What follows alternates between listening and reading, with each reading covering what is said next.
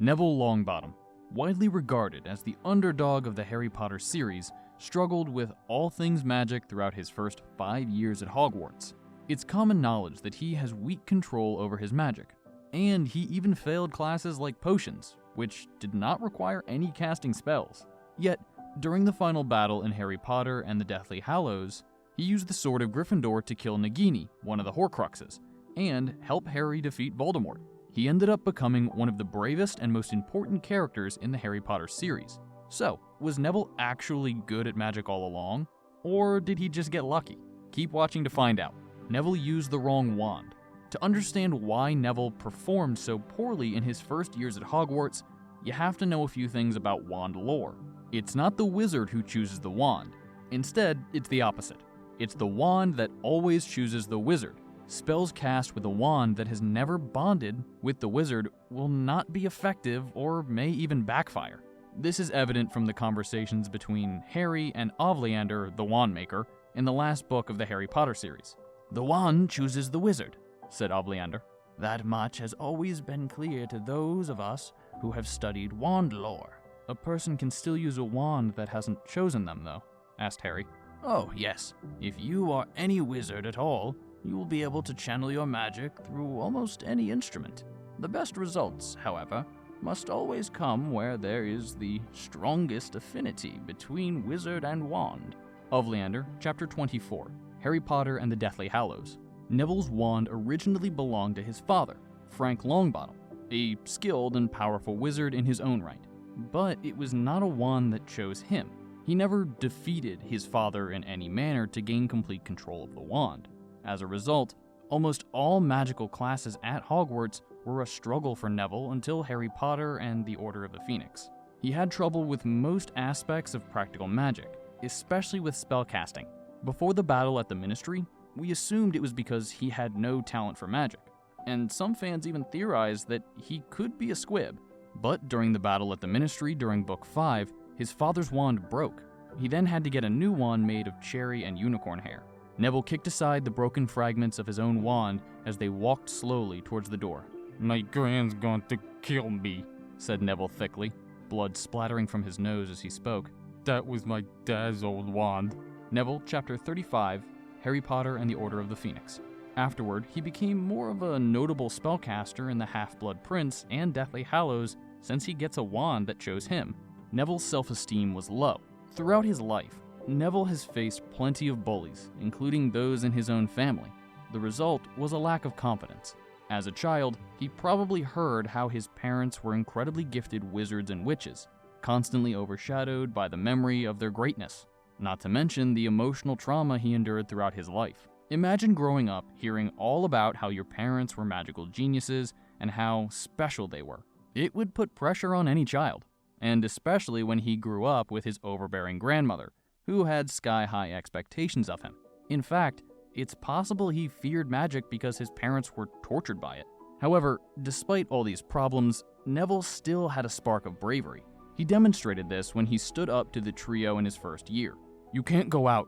You'll be caught again. Gryffindor will be in even more trouble. I won't let you do it. I'll fight you." Neville, Chapter 16, Harry Potter and the Philosopher's Stone. The real changes began after he participated in Dumbledore's army. His confidence in himself grew due to Harry being his teacher and his friends supporting him during practice. Supporting friends makes a huge difference. Just like you supporting the channel by subscribing makes a huge difference to me.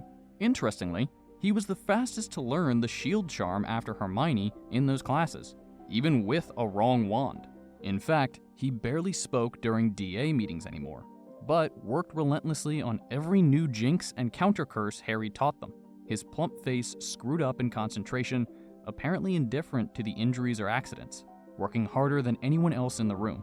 He was improving so fast, it was quite unnerving, and when Harry taught them the shield charm, a means of deflecting minor jinxes so that they could rebound upon the attacker, only Hermione mastered the charm faster than Neville. Chapter 35, Harry Potter and the Order of the Phoenix. In the end, all his previous failures stem from the reason that he lacked confidence. He was a wizard of incredible power. He just didn't believe in himself. Why was he so bad at potions? It's easy to assume that Neville was hopeless in his potions class and would receive terrible grades. However, this is not true. The main reason behind his ineptitude at potions was being bullied by Snape continuously, to a point where he could not function normally. Could it be that Professor Snape had a vendetta against Neville? Most certainly. Snape believed that if Voldemort had targeted Neville as the chosen one, then Lily Potter, the woman he loved, would not be murdered. As a result, Snape held a grudge against Neville and is the reason that he got poor grades. If it were someone else teaching potions, Neville would have done much better. The evidence is in his herbology expertise, where he was a star pupil, a wizarding plant whisperer.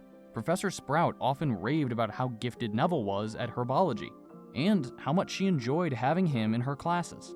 He still managed to achieve a reasonable level of success in school, despite having a handicap. In the Owls, he received 1 outstanding, 2 exceeding expectations, and 1 acceptable grade. My final thoughts on Neville Longbottom, the boy who wasn't chosen. Augusta, Neville's grandmother, was expecting Neville to be like his parents, good at magic and heroic. It's clear that Augusta put colossal pressure on Neville to exceed in the magical arts, but he couldn't. That, and the fact that he used the wrong wand for the first 5 years at Hogwarts, made for a miserable time for Neville.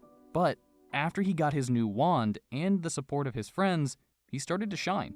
It showed in the 6th book when Neville got high praise from McGonagall.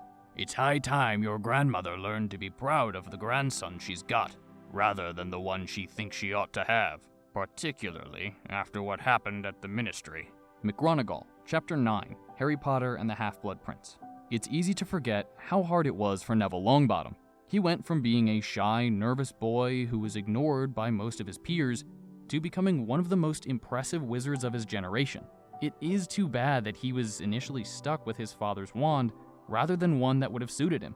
The fact that he performed well under unfavorable conditions is a testament to his courage and perseverance.